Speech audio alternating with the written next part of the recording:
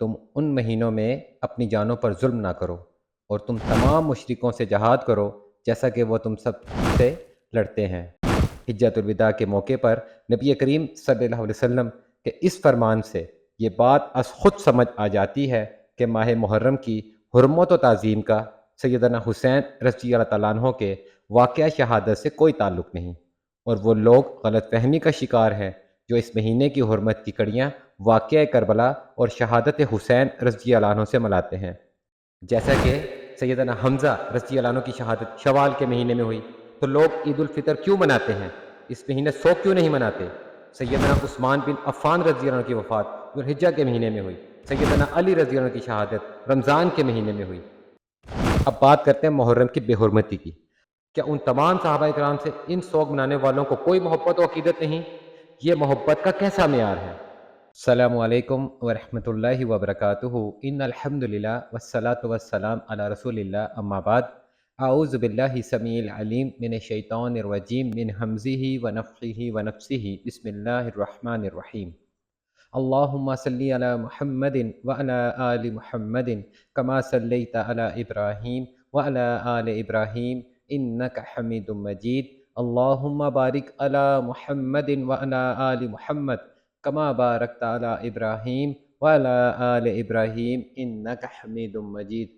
رب اشرح لی صدری ویسر لی امری واحلل عقدۃ من لسانی یفقہوا قولی۔ مہینوں کی گنتی اللہ کے نزدیک کتاب اللہ میں 12 کی ہے، اسی دن سے جب سے آسمان و زمین کو اس نے پیدا کیا ہے۔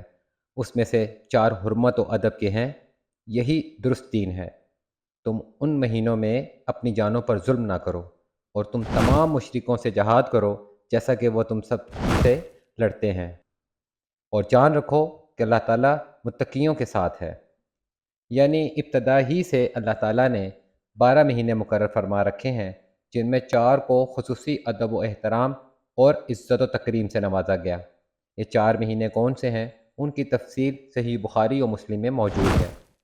جیسا کہ حدیث میں آتا ہے کہ سیدنا ابو بکر رضی اللہ عنہ روایت کرتے ہیں کہ اللہ کے رسول صلی اللہ علیہ وسلم نے حجۃ الوداع کے خطبے میں فرمایا، دیکھو زمانہ پھر اپنی پہلی اسی حیت پر آ گیا ہے جس پر اللہ تعالیٰ نے آسمان و زمین کو پیدا کیا تھا۔ سال 12 مہینے کا ہوتا ہے، ان میں سے 4 حرمت والے مہینے ہیں، 3 تو لگاتار یعنی ذیقعدہ، ذوالحج اور محرم، اور چوتھا رجب۔ مذکورہ حدیث میں 2 باتیں قابل توجہ ہیں۔ ایک تو یہ کہ محرم بھی حرمت والے مہینوں میں شامل ہے، اور دوسری یہ کہ زمانہ اپنی سابقہ حالت و حیت پر واپس لوٹ آیا ہے۔ اس کا پس منظر کچھ یوں ہے کہ دور جاہلیت میں بھی لوگ حرمت والے مہینوں کا احترام کرتے اور جنگ و جدل، قتل و غارت گری اور خون ریزی وغیرہ سے اجتناب کرتے تھے۔ البتہ اگر کبھی حرمت والے مہینے میں انہیں جنگ و جدل اور قتل و غارت گری کی ضرورت محسوس ہوتی تو وہ اپنے طور پر مہینوں کی تقدیم و تاخیر کر لیتے۔ اگر بالفرض محرم کا مہینہ ہے تو اسے سفر قرار دے لیتے، اور محرم میں اپنے مقصد پورے کرنے کے بعد اگلا ماہ یعنی سفر کو محرم قرار دے کر لڑائی جھگڑے موقوف کر دیتے۔ قرآن مجید میں اللہ سبحانہ و تعالیٰ نے اس عمل کو کفر قرار دیا ہے، جیسا کہ سورہ توبہ کی آیت کا مفہوم ہے، مہینوں کا آگے پیچھے کر دینا کفر کی زیادتی ہے۔ اس سے وہ لوگ گمراہی میں ڈالے جاتے ہیں جو کافر ہیں۔ ایک سال تو اسے حلال کر لیتے ہیں اور ایک سال اسی کو حرمت والا کر لیتے ہیں کہ اللہ نے جو حرمت رکھی ہے اس کے شمار میں تو موافقت کر لیں، پھر اسے حلال بنا لیں جسے اللہ نے حرام کیا ہے۔ انہیں ان کے برے کام بھلے دکھائی دیے گئے ہیں، اور قوم کفار کی اللہ رہنمائی نہیں فرماتا۔ جس سال نبی اکرم صلی اللہ علیہ وسلم نے حج فرمایا، اس سال ذوالحجہ کا مہینہ قدرتی طور پر اپنی اصلی حالت پر تھا، اس لیے آپ صلی اللہ علیہ وسلم نے مہینوں کے عدل بدل کے خاتمے کا اعلان کرتے ہوئے فرمایا کہ زمانہ گھم گھما کر اپنی اصلی حالت پر واپس لوٹ آیا ہے، یعنی اب اس کے بعد مہینوں کی وہی ترتیب جاری رہے گی جسے اللہ تعالیٰ نے ابتدا ہی سے جاری فرما رکھا ہے۔ دونوں باتوں کا حاصل یہی ہے کہ محرم ادب و احترام والا مہینہ ہے، اللہ تعالیٰ نے اسے ادب و احترام والا بنایا، جبکہ اس کے آخری رسول صلی اللہ علیہ وسلم نے اس کی حرمت کو جاری رکھا، اور عرب کے جاہل بھی اس کا اس قدر احترام کرتے کہ احترام کے منافی کسی عمل کے جواز کے لیے کم از کم اتنا ہیلہ ضرور کر لیتے کہ فرضی طور پر حرمت والے مہینے کو کسی دوسرے غیر حرمت والے مہینے سے بدل لیتے۔ حجۃ الوداع کے موقع پر نبی کریم صلی اللہ علیہ وسلم کے اس فرمان سے یہ بات از خود سمجھ آ جاتی ہے کہ ماہ محرم کی حرمت و تعظیم کا سیدنا حسین رضی اللہ تعالیٰ عنہ کے واقعہ شہادت سے کوئی تعلق نہیں، اور وہ لوگ غلط فہمی کا شکار ہیں جو اس مہینے کی حرمت کی کڑیاں واقعہ کربلا اور شہادت حسین رضی اللہ عنہ سے ملاتے ہیں، اس لیے کہ ماہ محرم کی حرمت تو اس دن سے قائم ہے جس دن سے یہ کائنات بنی ہے، جیسا کہ سورہ توبہ کی آیت جو پہلے بیان کی گئی ہے اس سے واضح ہے۔ علاوہ ازیں سانحہ کربلا قطع نظر اس سے کہ اس میں سیدنا حسین رضی اللہ تعالیٰ عنہ کی مظلومانہ شہادت ہوئی کا دین اسلام سے اس معنی میں کوئی تعلق نہیں کہ اس میں دین کی حفاظت کا کوئی مسئلہ درپیش تھا، بلکہ اول تو دین اسلام سیدنا حسین رضی اللہ تعالیٰ عنہ کے واقعہ شہادت سے کئی اشروں پہلے ہی نبی اکرم صلی اللہ علیہ وسلم کی زندگی میں مکمل ہو چکا تھا، جیسا کہ اللہ مالک کا قرآن مجید میں فرمان ہے کہ آج میں نے تمہارے لیے دین کو مکمل کر دیا اور تم پر اپنا انعام بھرپور کر دیا اور تمہارے لیے اسلام کے دین ہونے پر رضامند ہو گیا۔ اور دوسرا یہ کہ دین کی حفاظت کا ذمہ خود اللہ سبحانہ و تعالیٰ نے اٹھا رکھا ہے، جیسا کہ سورہ ہجر کی آیت کا مفہوم ہے کہ ہم نے ہی اس قرآن کو نازل فرمایا اور ہم ہی اس کے محافظ ہیں۔ تو معلوم ہوا کہ یہ تصور جہالت اور لا علمی پر مبنی ہے کہ ماہ محرم کا ادب و احترام شہادت حسین رضی اللہ عنہ کا مرہون منت سمجھا جائے، بلکہ شہادت حسین رضی اللہ تعالیٰ عنہ سے پہلے اسی ماہ کی 1 تاریخ کو عمر فاروق رضی اللہ عنہ جیسے خلیفہ راشد کی شہادت کا المناک واقعہ پیش آ چکا تھا، مگر اس وقت سے آج تک کبھی حضرت عمر رضی اللہ عنہ کا واقعہ شہادت اس انداز سے پیش نہیں کیا گیا۔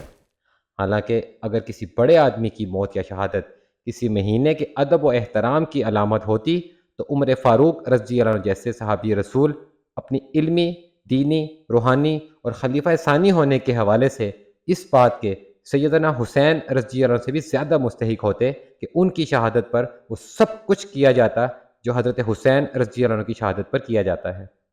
مزید برآں سیدنا عثمان بن عفان رضی اللہ عنہ، سیدنا حمزہ رضی اللہ عنہ، سیدنا علی رضی اللہ تعالیٰ عنہ اور دیگر اکابر و جلیل القدر صحابہ اکرام کی شہادتیں بدرجہ اولیٰ یہ استحقاق رکھتی ہیں، مگر اہل سنت ان تمام شہادتوں پر نوحہ و ماتم اور مجلس و عزا وغیرہ کا اہتمام اس لیے نہیں کرتے کہ اسلام ان چیزوں کی اجازت نہیں دیتا، اور جو ایسا کرتا ہے اس کا دین و ایمان خطرے میں ہے اور اسلام کا نوحہ و ماتم سے کوئی تعلق نہیں۔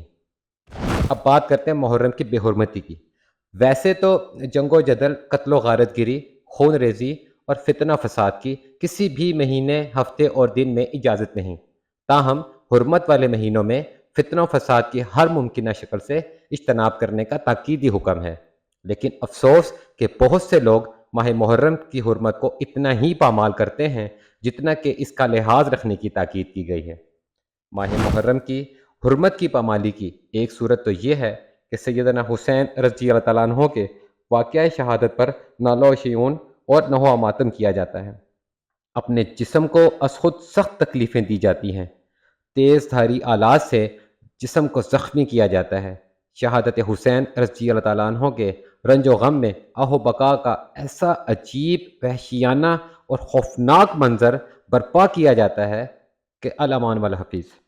اس کا یہ معنی ہرگز نہیں کہ کسی کی وفات یا شہادت پر رنج و غم اور افسوس کا اظہار نہ کیا جائے، لیکن یہ اظہار شرعی حدود میں رہتے ہوئے ہونا چاہیے، جبکہ نوحہ و ماتم کرنے والے کے بارے میں نبی اکرم صلی اللہ علیہ وسلم نے ارشاد فرمایا، جو شخص اپنے رخسار پیٹے، گریبان پھاڑے اور عہد جاہلیت کی سی باتیں کرے وہ ہم میں سے نہیں۔ اور اگر ایسے ہی محرم کے مہینے میں سیدنا حسین رضی اللہ عنہ کی شہادت کا سوگ ہر سال منانا درست سمجھا جائے تو پھر اسلام کی تاریخ میں تو ہر مہینے کوئی نہ کوئی صحابی شہید ہوئے ہیں، جیسا کہ سیدنا حمزہ رضی اللہ عنہ کی شہادت شوال کے مہینے میں ہوئی، تو لوگ عید الفطر کیوں مناتے ہیں؟ اس مہینے سوگ کیوں نہیں مناتے؟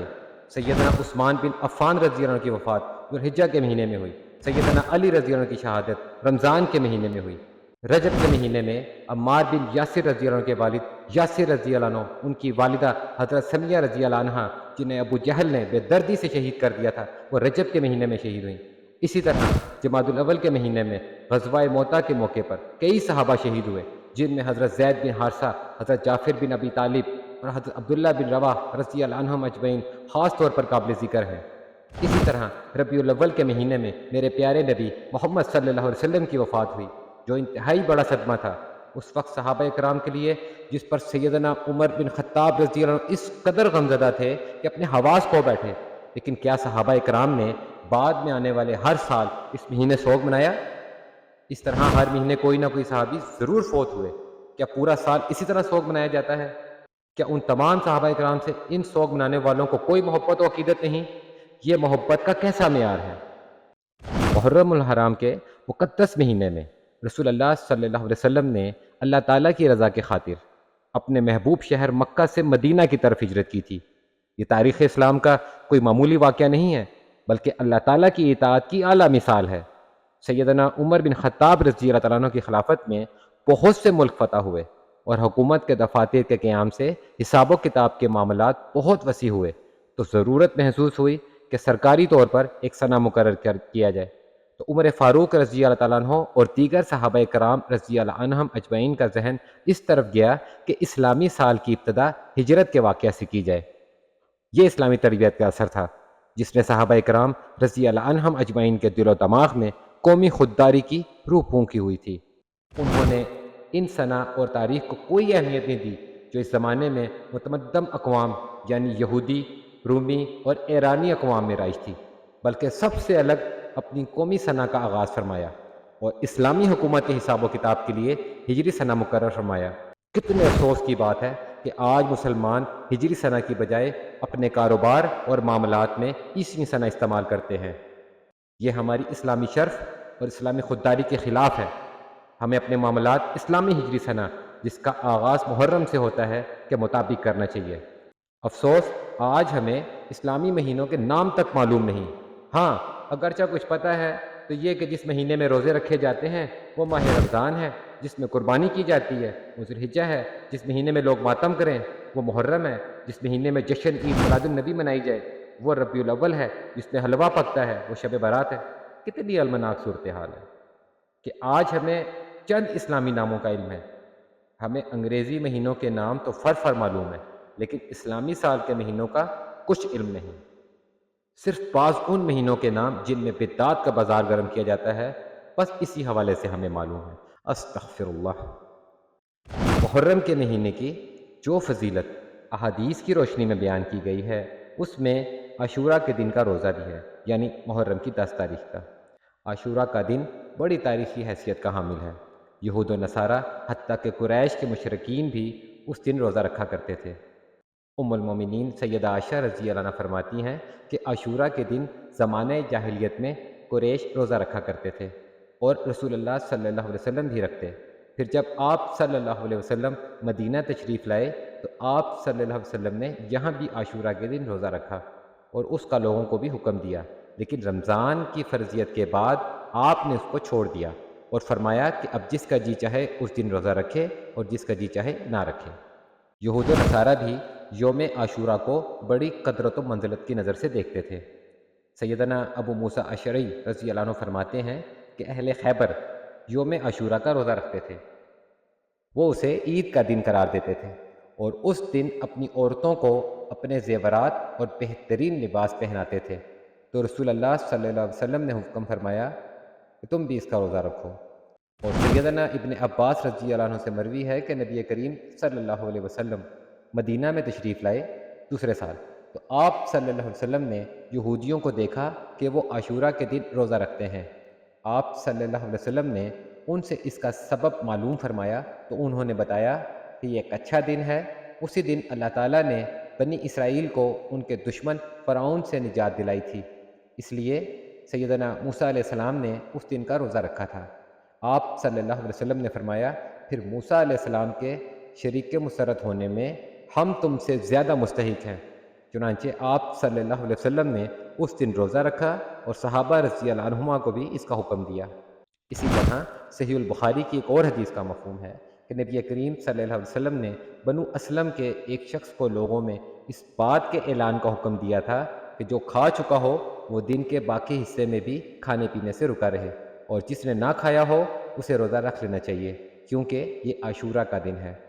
اور ربی بنت معوذ رضی اللہ عنہ فرماتی ہیں کہ عاشورہ کی صبح کو حضرت صلی اللہ علیہ وسلم نے انصار کے محلوں میں کہلا بھیجا کہ جس نے کھا پی لیا ہو وہ دن کا باقی حصہ روزے دار کی طرح پورا کرے، اور جس نے کچھ کھایا پیا نہ ہو وہ روزے سے رہے۔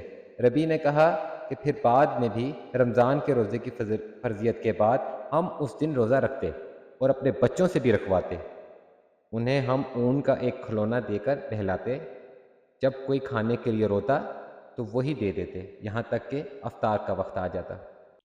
سیدنا ابو قتادہ رضی اللہ عنہ سے روایت ہے کہ ایک آدمی نے اللہ کے رسول صلی اللہ علیہ وسلم سے عاشورہ کے روزے کے بارے میں سوال کیا تو آپ صلی اللہ علیہ وسلم نے فرمایا، اس روزے سے گزشتہ 1 سال کے گناہ معاف ہو جاتے ہیں۔ کیونکہ یہود بھی اس دن روزہ رکھتے تھے اور آپ صلی اللہ علیہ وسلم کو دینی شاعر میں ان کی مخالفت کا حکم دیا گیا تھا۔ اسی طرح صحیح مسلم کی ایک حدیث میں ہے کہ سیدنا عبداللہ بن عباس رضی اللہ عنہما سے سنا فرما رہے تھے کہ جب رسول اللہ صلی اللہ علیہ وسلم نے یوم عاشورہ کا روزہ رکھا اور اس کا روزہ رکھنے کا حکم دیا تو صحابہ نے عرض کی، اللہ کے رسول، یہی دن ہے جس کی یہود و نصارہ تعظیم کرتے ہیں۔ اس پر رسول اللہ صلی اللہ علیہ وسلم نے فرمایا، جب آئندہ سال ہوگا تو اگر اللہ نے چاہا ہم 9ویں دن کا روزہ رکھ لیں گے۔ کہا اس کے بعد آئندہ سال نہیں آیا کہ رسول اللہ صلی اللہ علیہ وسلم وفات پا گئے۔ اللہ سبحانہ و تعالیٰ سے دعا ہے کہ اللہ مالک ہمیں صرف اللہ اور اس کے رسول صلی اللہ علیہ وسلم کی اتباع نصیب فرمائے اور ایسی رسومات سے بچنے کی توفیق دے جو اسلام سے متصادم ہیں یا مسلمانوں کے علاوہ دیگر اقوام کی نقل میں ایجاد کی گئی ہیں۔ آمین یا رب العالمین۔ ھذا ما عندی واللہ اعلم بالصواب۔